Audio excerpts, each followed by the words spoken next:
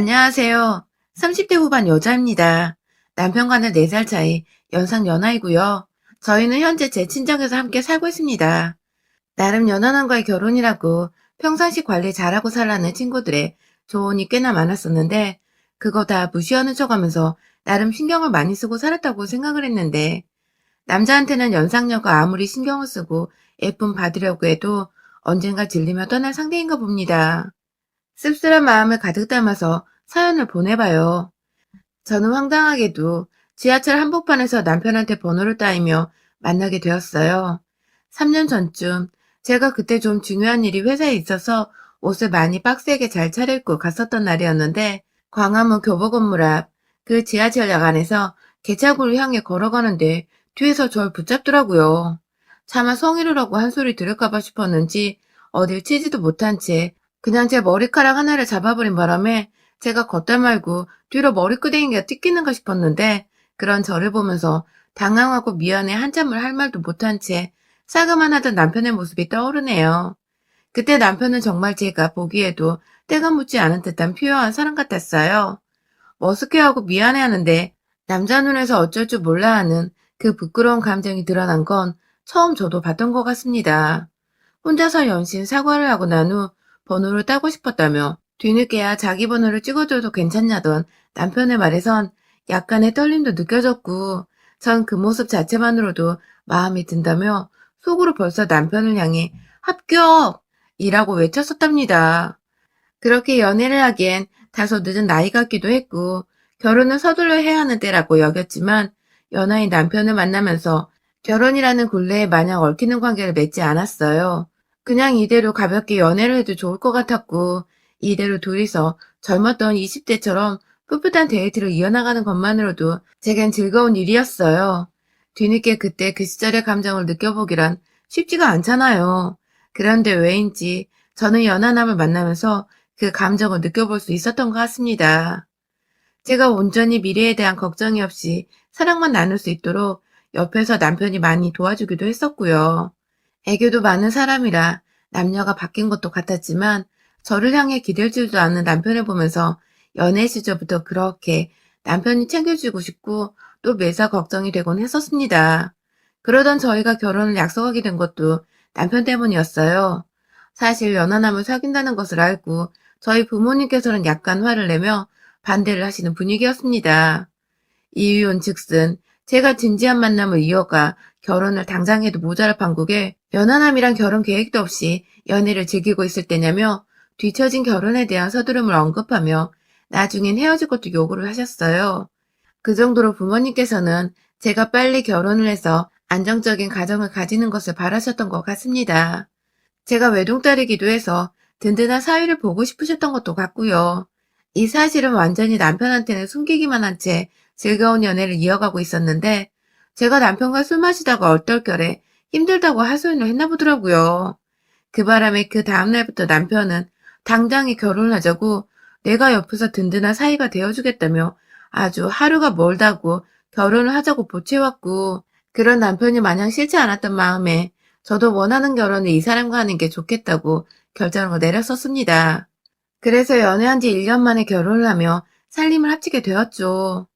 나름 고지식했던 저희 부모님께서는 남자가 그래도 더 나이 많고 오빠 소리 들어가면 살아야 하지 않냐고 어린 여자를 더 좋아하지 않냐면서 결혼 전부터 남편의 바람을 걱정하고 정말 잘 살 수 있겠냐고 의심의 꼬리를 던져가시며 이 결혼을 끝내 시원하게 허락하시지는 못하셨지만 어찌되었든 저 위에 저 편하라고 저희 친정에서는 함께 살면서 사위노를 보여주겠다던 남편의 말은 저를 참 든든하게 했어요.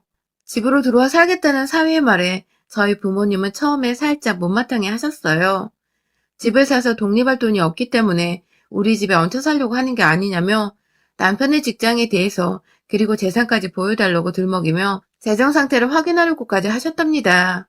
하지만 결혼 생활 2년 차에 접어들고 있는 지금 저희 부모님은 그 누구보다 저희 남편 없이는 못 산다고 하실 만큼 사랑 듬뿍 주고 받고 하면서 살고 계세요.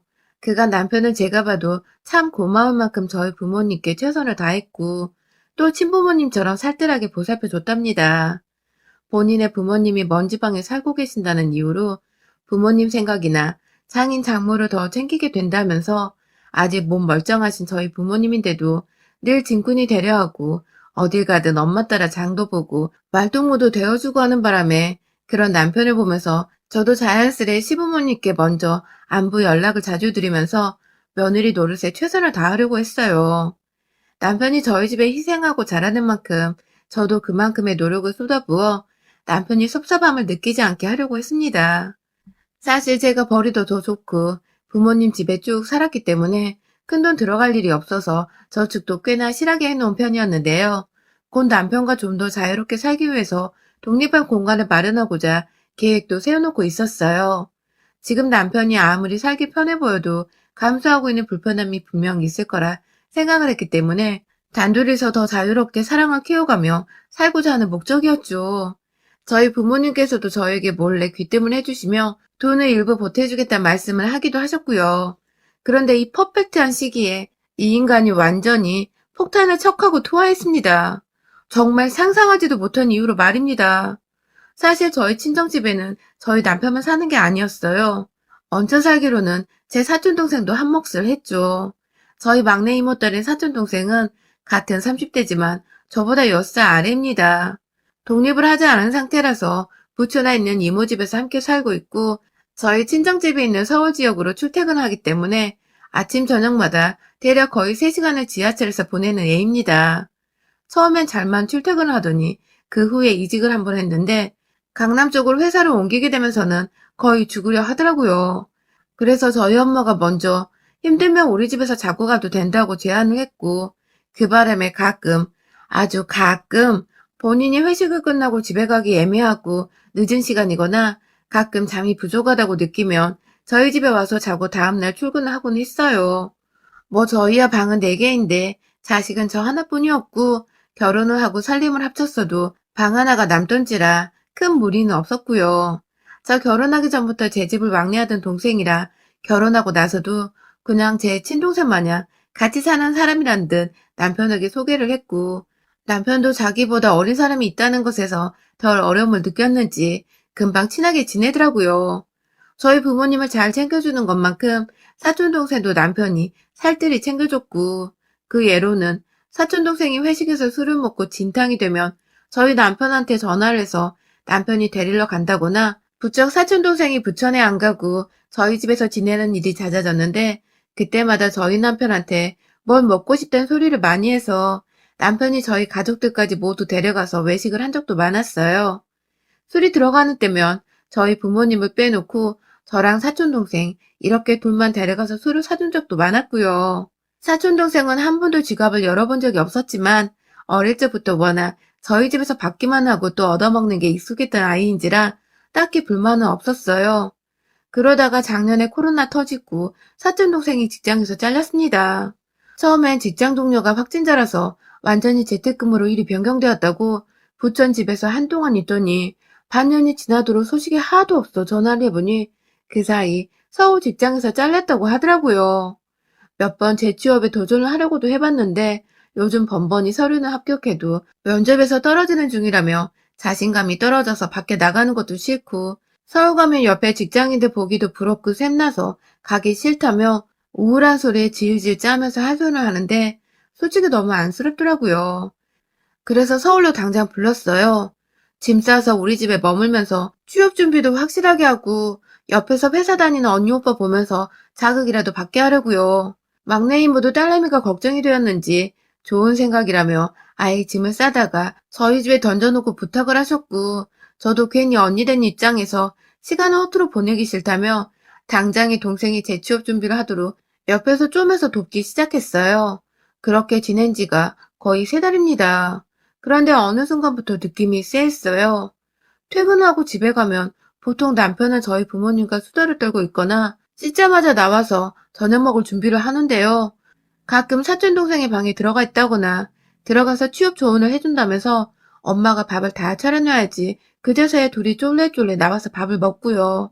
엄연히 둘이 일하는 분야도 다르고 그래서 조언이 필요하다면 동생은 제 남편이 아니라 저한테 부탁을 해야 하는데 자꾸만 둘이서 취업 얘기를 들먹이며 한 공간 안에 들어가 있는 게 그닥 좋아 보이지 않았어요.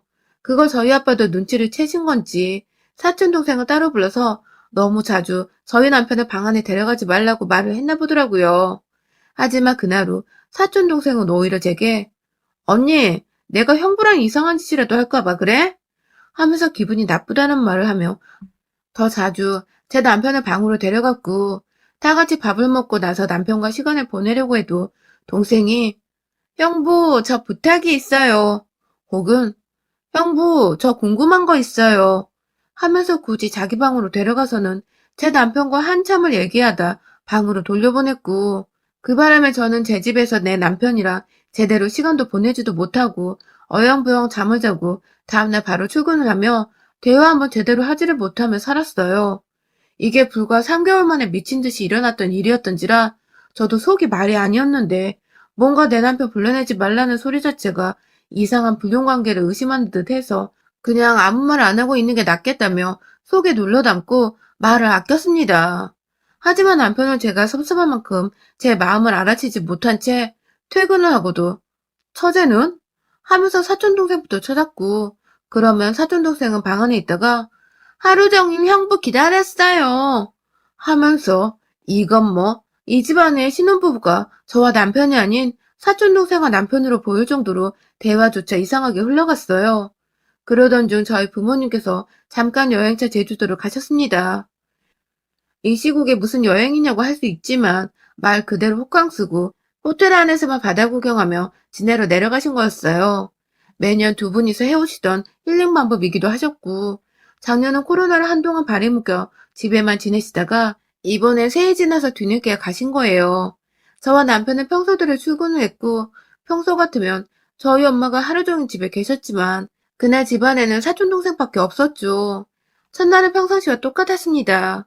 퇴근을 했는데 사촌동생은 아무것도 밥도 차려놓질 않고 그냥 제가 차려주기만을 멀뚱멀뚱 기다리고 있길래 제가 화를 좀 냈어요. 취업 준비하려고 우리 집에 살자고 한 것도 나고 그래서 네가 열심히 취업 준비하면서 지내는 건 다 알겠는데 하루 종일 집에 있으면서 쌀 하나 앉혀놓을 생각을 안 하냐고. 엄마가 계시던 안 계시던 넌 늘 받기만 하면서 미안하지도 않냐고 좀 하소연을 했어요. 한두 살 먹은 사람도 아니고 30 훌쩍 넘긴 동생 때문에 퇴근하고 집 와서 밥까지 차려야 하냐며 말이죠. 사실 또다시 사촌동생의 방에 들어가서는 웃고 있던 남편의 모습에 화가 나기도 했었고요. 제가 신경질을 부리자 두 사람은 완전히 한 몸이 되어 같이 제 눈치를 보며 밥을 차려내더군요. 제가 더 열이 받게 말입니다. 꼭 붙어서 누구는 쌀 씻으라 하고 누구는 고기 굽겠다 하고 이건 뭐 신혼부부가 밥 차려내는 걸 제가 시어머니 마냥 뒤에서 곁눈질을 하고 있는 상황이더라고요. 결국 그날 밥을 먹기 싫다면서 먼저 방에 들어왔고 남편은 끝내 저를 챙기러 들어오지 않은 채 사촌동생과 무슨 얘기를 하는지 한참 방과 거실을 왔다 갔다 하면서 있다가 밤이 되어서야 방 안에 자러 들어왔습니다. 하루 종일 저하고는 대화조차 제대로 안 하더니 밤이 되어서야 몸뚱이가 외로운지 저를 껴안으려고 하길래 전 내일 출근 때문에 빨리 자야 한다면서 거절을 했어요. 그리고 다음날 결국 사단이 났네요. 하도 사촌동생과 남편의 관계에 마음고생을 해서인지 점심 먹은 게 체해서 근무를 할 수가 없었어요. 그냥 일도 안 잡히는데 체했다는 핑계로 집에 가서는 사촌동생과 진득하게 대화라도 좀 해보고 싶었어요. 경계를 넘지 말아달라고. 그것도 안 되면 그냥 부천집으로 당장 가라고 단단히 일러줄 요량이었습니다. 그렇지 않고서는 제가 정신병에 걸려서 미쳐버리기 직전이었으니까요. 저를 위해서라도 제 행복과 제 부부관계를 위해서라도 마땅히 쓴소리를 내며 제 집안에서 동생을 내보내야 할 때라고 생각을 했어요. 그렇게 전 멀쩡한 상태로 반차를 내고서는 집에 도착을 했어요. 그런데 문 열고 들어오니 집 안엔 아무도 없더라고요. 막상 긴장을 하고 들어왔는데 동생이 없어 아쉽다며 그냥 옷 갈아입고 정말 편히 쉬고자 냉장고에서 몇 가지 과일들을 꺼내서 방 안으로 들어갔고 안에 들어가서 잠을 자려다가 시간이 아까워 영화라도 좀 보며 쉬려고 노트북을 켰어요. 한참 영화를 찾아보면서 침대 위에 엎드려 있는데 그때 밖에서 사촌동생이 들어오는 듯 했어요. 제가 순간 어? 하면서 침대에서 일어났는데 사촌동생은 친구라도 데려온 건지 누구한테 말을 걸면서 함께 집에 들어왔고요. 오빠 오빠 하는 말들이 거슬렸지만 숨겨둔 남자친구가 있었구나 싶어서 동시에 안심도 되었고 또 동시에 내가 집에 있는 거 모르는 건 아닌가 싶어서 말을 해줘야 하나? 하면서 방 밖을 나서려는데 전 분명 듣고야 말았습니다. 저희 남편이 사촌동생 이름을 부르는걸요. 평상시엔 처자라고 부르면서 어쩌다가 정말 입 밖에 버릇인 듯 사촌동생 이름을 부른 적이 여러 번 있었거든요. 그럴 때마다 그냥 친해졌나 보다 하면서 대수롭지 않게 넘어가곤 했었는데 글쎄 이 양반이 제 동생 이름을 부르면서 자기 신혼방으로 들어올 생각은 안 하고 밖에서 뭔 얘기를 꽁냥꽁냥 하는지 계속해서 웃다가 곧바로 씻겠다며 화장실로 들어가대요. 어리벙벙한 상태로 문 앞에 서 있었어요. 남편은 정말로 샤워를 끝마쳤고 갈아입을 옷도 없을 양반이 도대체 샤워위에 뭘 입고 있는지 제가 있는 방으로는 들어올 생각조차 안 했고 이내 사촌동생의 목소리가 들려오며 두 사람의 목소리가 섞이기 시작했어요. 어딜 간 건지 방문은 닫혔고 그 안에서 뭐라 말소리가 들렸지만 집중하기 힘들었어요. 영화를 찾고 있던 노트북을 닫은 채 본능적으로 제 핸드폰에 동영상 촬영만을 띄우고서 책상 위에 올려놨어요. 그리고는 더 이상 지체할 시간도 없다며 방문을 활짝 열고 사촌 동생 방으로 향했습니다. 제 방 안에서 그 방문을 여는 게 충분히 다 들여다 보였기에 핸드폰을 굳이 챙겨갈 생각은 안 했어요. 그 안에 있던 두 사람은 밖에 누가 있는 게 아니냐는 듯 문소리에 화들짝 놀라 어? 어? 하는 물음표를 던지더라고요. 얼굴이 시뻘개져서는 그 소리를 들으며 다가가 문을 열자 저는 취업에 대한 상담을 해주는 것도 아니고 그냥 완전히 성교육을 하고 있는지 샤워 가운 하나 입고선 침대 위에 누워 그 옆에 누워있는 제 사촌 동생이 가슴을 주무르고 있던 남편과 눈이 딱 마주치고야 말았습니다. 와이프 부모님이 살고 와이프가 함께 사는 집안에서 다른 사람도 아닌 와이프 사촌 동생이란 맨살을 맞대고 있는 상황이라니. 이것들을 다 죽여버리고 싶었습니다. 방 안에 가구라고는 침대랑 간이한 거, 그리고 조그마한 책상 하나뿐이었던 이 방에서 보이는 것이라고는 무기가 될 만한 게 옷걸이뿐이었던지라 하나 빼들어서는 이것도 몸뚱아리에다 매질을 했어요. 남편 놈은 일어나서 도망칠까봐 저도 모르게 옷걸이 두꺼운 부분으로 그 새끼 거시기를 확 내리쳤더니 비명을 지르며 곡소리를 내다 침대 위에 그냥 드러누워 앓더라고요. 그 옆에서 겁먹은 사촌동생은 사랑 타령을 하면서 언니도 우리가 다 비극으로 치닫는 걸 원치 않을 거라며 최대한 진정을 하라는 개소리를 해대는데 주둥이를 확 꼬매버려야겠더라고요. 옆에 책상 위에 놓여져 있던 키보드 하나를 들어서 그냥 인정사정 없이 동생 주둥이를 향해 내리쳤습니다. 보이는 것들을 다 무기 삼고 이것들을 조져버려야지. 안 그럼 지난 몇 달간 뻔히 예상했고 그래서 마음고생 심했던 제 자신이 너무 한심하고 불쌍하게 보일 것 같았습니다. 당장에 사촌 동생녀 멀끄댕이를 잡아다가 집 밖으로 쫓아냈어요. 어디 은혜를 원수로 갚냐면서 뺨따구를 두 손으로 쳐버리니 얼굴이 흥분한 저만큼이나 시뻘개져서는 고개를 숙이며 저와 눈도 못 마주치는데 그 모습이 더 꼴같잖아서 머리통 한 대 더 쥐어 쳐박아주곤 문을 닫았습니다. 여전히 사촌 동생 방에서 못 나오고 있던 남편 앞에 서서 노려보면서 이모한테 전화를 했어요. 지랄지랄을 떨면서 감히 어떻게 내 남편과 살을 부비고 있냐고 자식 교육을 어떻게 시켰냐며 죽여버릴 거라며 사촌 동생이 불륜을 저지른 거 다 꼰질렀고요. 밖에선 제가 이모 하는 비명을 듣고는 부모님께 말하지 말라면서 문을 계속 두드리던 사촌 동생은 제가 다 말해버리자 심지어 이모조차 가만 안 두겠다고 협박을 하니 상황이 안 좋게 돌아간다 직감을 했는지 사라졌습니다. 지도 쪽팔린 짓이란 걸 알겠는지 자기 부모가 저희 집으로 곧 들이닥칠 걸 알고는 도망을 간 것이었죠. 그 사이 남편은 제 손에 몇 번 더 거시기를 쥐어 쳐맞고는 식은땀까지 뻘뻘 흘리는 거 제가 찬물까지 부어줘가면서 그토록 원하던 사촌동생 방 안에 가둬놨고요. 제 연락받고 달려온 이모는 그 사이 저희 부모님한테 사실을 다 전했던지 저희 부모님은 다음날이 되어서 바로 서울로 올라오셨어요. 일단 그날 이모는 저희 집에서 싹싹 빌면서 고소 같은 거 하지 말아달라고 애원을 하고 제 남편은 이모부가 또 열받는다며 주먹질로 코피가 흥건하게 나도록 때리셨고 저는 그런 이모와 이모부를 보며 당신 딸이 내 앞에서 무릎 꿇고 사죄하지 않는 이상은 절대로 그냥 안 넘어갈 거라면서 집에서 내보냈습니다. 영상도 찍어놨으니 당신 딸 인생 망쳐놓을 거라며 평생 취업 못하고 백수로 그러고 살게 만들 거라고 지랄을 떨었더니 어떻게든 딸내미 찾아와 무릎 꿇르겠다며 작정을 하고 나가시더군요. 다음날 저는 몸 아프다고 출근하지 않은 채 변호사 선임해서 소장 보낼 준비를 했고 그 사이 집에 도착하신 저희 부모님은 마찬가지로 출근을 못한 남편을 또 흠집해주며 아주 이 사람 이가 떨어져 나가도록 홍군형을 내셨어요. 당연히 그날 저희 부모님 오시자마자 남편은 옷 하나 입혀놓고 쫓아냈고요. 절대로 이혼 안 하고는 못 산다고 단호히 말하셔서 제가 먼저 선임한 변호사 명함 드리며 소장 준비하는 중이라고 진정시켰네요. 바로 그날 이모부는 어디서 딸내미를 찾았는지 사촌동생 머리끄댕이를 잡아가지고 저희 집에 오셨어요. 동생은 제가 남편과 이혼하고 이 집에서 벌써 쫓겨났다고 하니 막 울고불고 미안하다고 아주 난리더라고요.